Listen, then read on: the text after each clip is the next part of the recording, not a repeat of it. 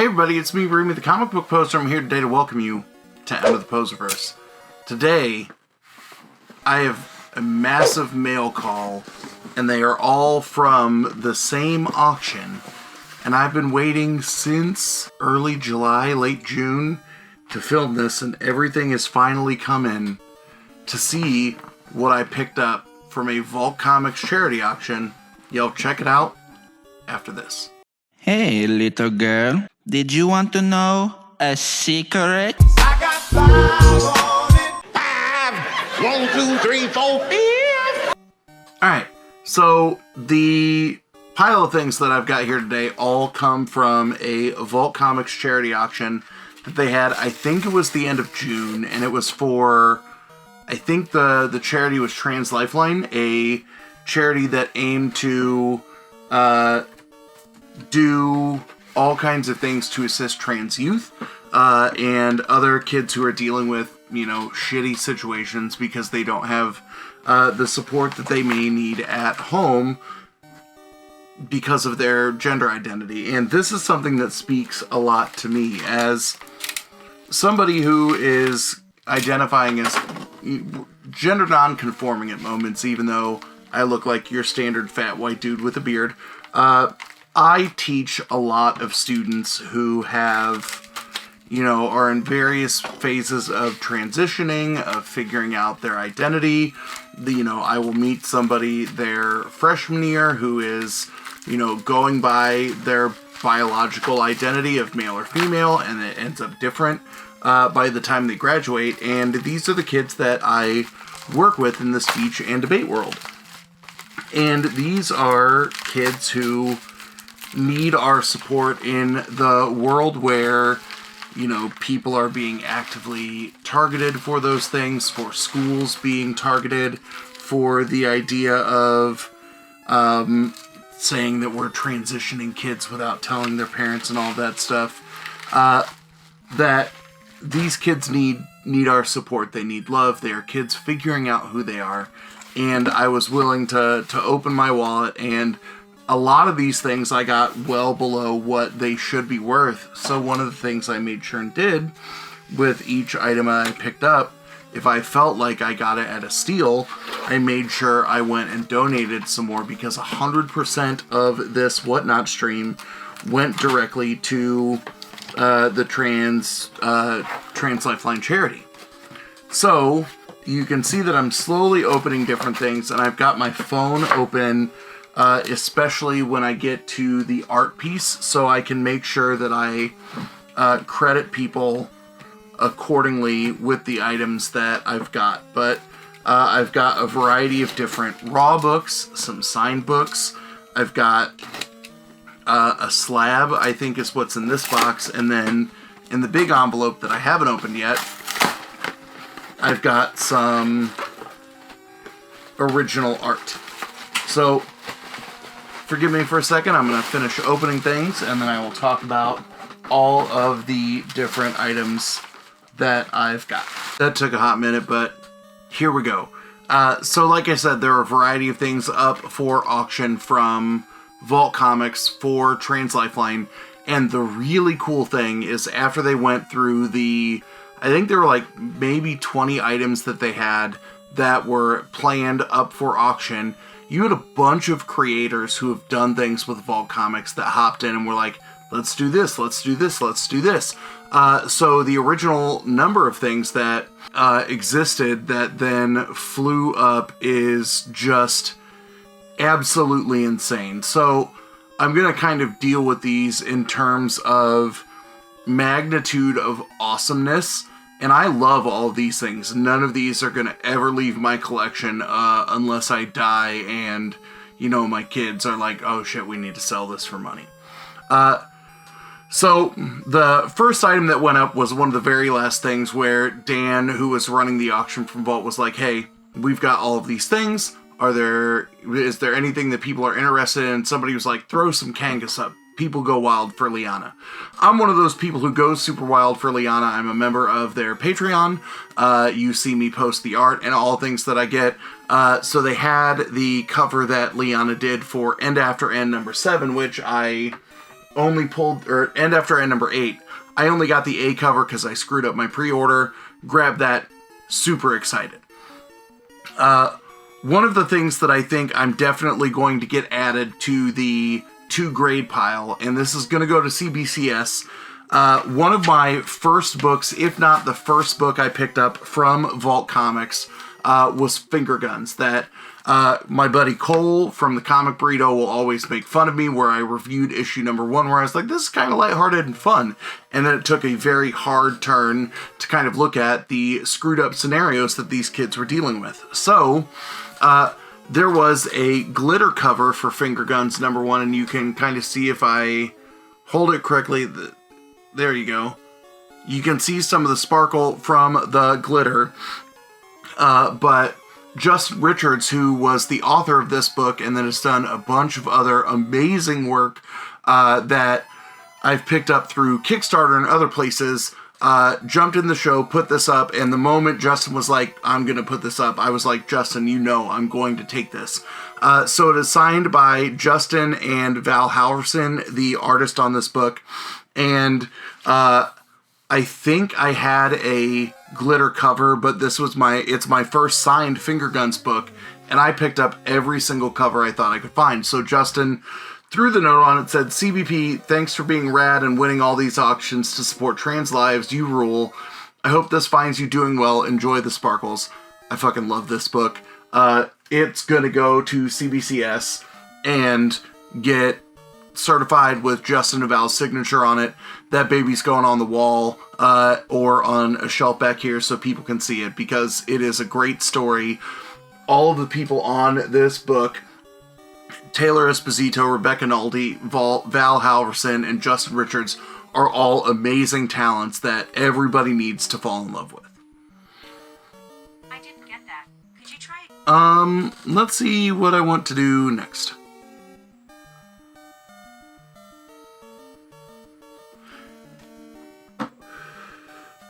We'll do the art next, because the other 2 items are really, really, really cool.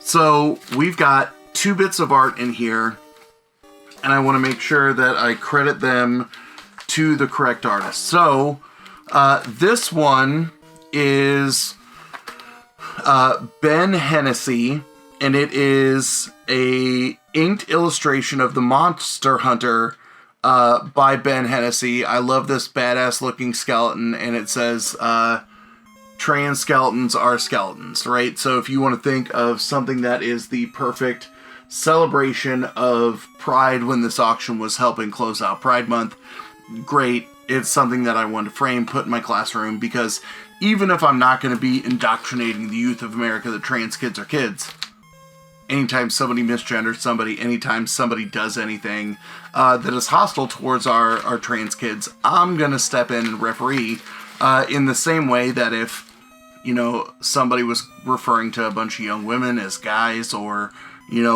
treating them like shit for being women, I would do the same thing in terms of policing people, because I don't think you should treat people like shit for characteristics that they have no control over, right? When you figure out who you are, when you figure out what the world looks like through your racial identity, through your sex, gender, sexual identity, gender identity, class, socioeconomic status, anything that we can use to kind of create these lenses we look at the world with, I don't think you should judge people for that. And for as many liberal things that I can list, I'm the same way with my kids who are hella conservative, my kids who are Trump supporters, where it's like, look, these people believe what they believe. They were raised the way that they were raised. The best thing that we can do is work together to try and figure each other out so we can talk to each other and discuss things with each other instead of being assholes to each other and judging each other.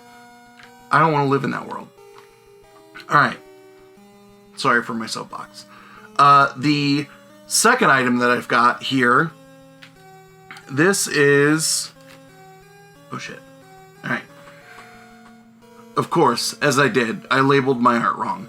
So this is Elena Gogu's art, and this is from Quest Aside. I should have known that. I love that series. A bunch of other talented creators on it. Very much fun. Sorry.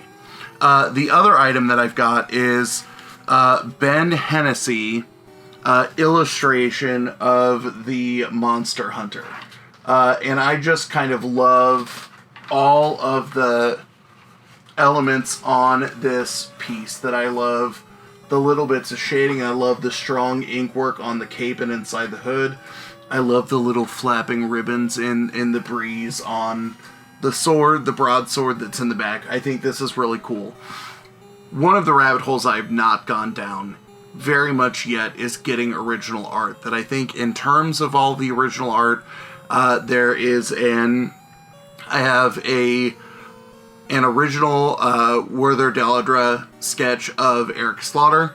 I have the original cover to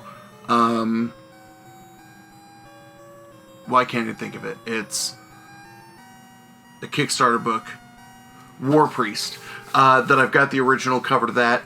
It's one of the things that I think is really cool, that I think I'm going to be selective to pick the things that are books and artists that mean something to me, or, you know, in this instance, auctioning things off for a cause that I believe in and agree with, that I want to be able to frame and show these things off. That I don't want to collect original art to be like, ooh, weird flex, I got this art.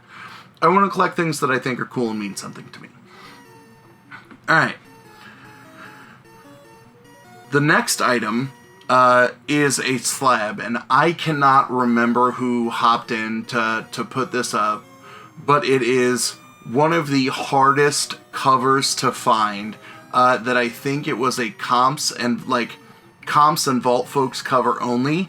It is for West of Sundown #1, and it is all of the covers that came out for that book. So you can see all 9 of them on this book. I really love the vampire story, and this kind of looking at the timelessness of the woman who is the lead, looking at the people she works with in terms of kind of surviving throughout the ages. What is really cool about this is not only the rarity of the cover at a 9/8, but it is also double signed here on the back by Jim Terry, who is the cover artist on several of these covers, and Tim Seeley, who is the author of the books. And I think Tim might have done a cover to himself, because I know Tim will do art from time to time. But Tim is somebody who I love in terms of talking about all of the different books that Tim is on. That Money Shot made me fall in love with him. I've read, dozens of other Tim Seeley books from, indie publishers, from Marvel, and I'm in love with all of them. So to get this from, again, a book that I love, a publisher that I love, and an author and an artist that I absolutely adore, super psyched to be able to grab this. And to know that a slab is not the last thing that I'm showing off should let you know that I've got something pretty freaking huge to be able to show off at the end. Okay. The final item is all of the issues of the series Minor Threats, which is written by Patton Oswalt, and then you've got work by Jordan Blum, Scott Hepburn, Ian Herring, and Nate Pierkos on here. This series, in I think it was just 4 issues, maybe 5, 1, 2, 3, 4, was absolutely wild. I was quick to bid on this, not because I love the book, I do, but I love Patton Oswalt. That his stand-up, his take on the world, listening to him talking about raising a daughter, is something that just resonates with me. And the most touching thing that I have seen from Patton recently was when his first wife passed away. That first stand-up special that he did at the very end, kind of talking about his grief, connecting the threads that he's done throughout several of his stand-up comedy specials, talking about dealing with his, mental illness, dealing with anxiety and depression. That, again, these are things that really kind of stuck out to me. So, to be able to get something signed by Patton Oswalt, signed by Jordan Blum, who has done all kinds, both of them have done work all over comics, and then I think the third signature on there, that looks like Scott Hepburn's signature. To get, signatures from a creative team on a really cool book is something that excited me.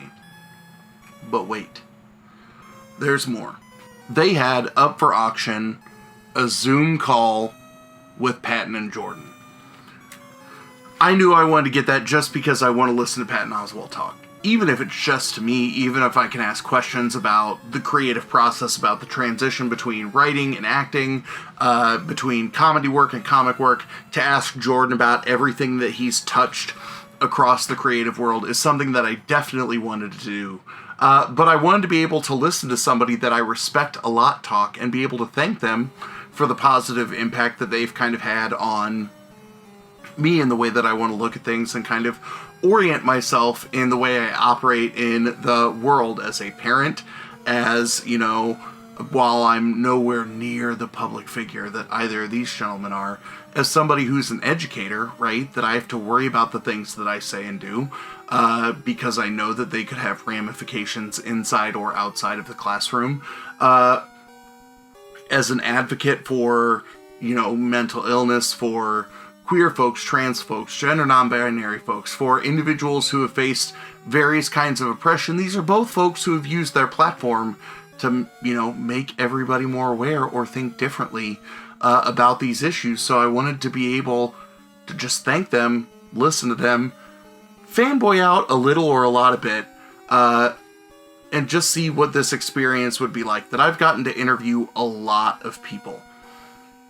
All of them have been way out of my league, that I have no business interviewing people like Sabir Prasada, who was promoting a graphic novel and is now a writer and director of Moon Knight episodes, Travis Gibb, who is infinitely talented, Justin Richards, who is hands down amazing. The number of people that I've gotten to talk to just blows my mind away, but nobody with the level of notoriety of the King of Queens himself. So I want to be able to just kind of get a moment and enjoy, and if it's just a Zoom call with me, great. If it's something that I can orchestrate for, you know, half an hour on to then do on YouTube, even better. But it's something that I just want to kind of ask like 5 questions and just let their knowledge and influence wash over me, because I think it's truly a once-in-a-lifetime experience.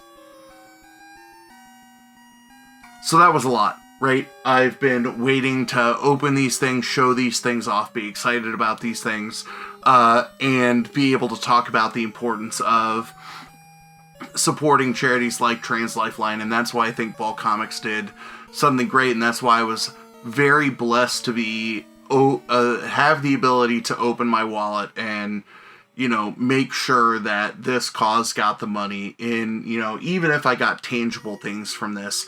Anybody who is in that stream will tell you that I made sure that Vault or Trans Lifeline got their money's worth. And these things are nice material possessions, but to be able to help support an awesome organization, very exciting to me at the end of the day. So what do you think? From the Liana Kangas cover of West of Sundown, to the sparkly finger guns, to original artwork, to sign books, to a pretty damn hard to find slab, what do you think? Let me know in those comments down below, y'all. As always, thanks for stopping by, and have a good one.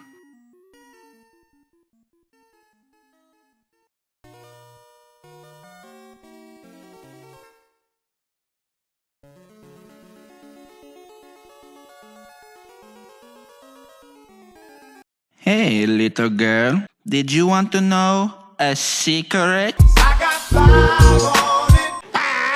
5, 1, 2, 3, 4.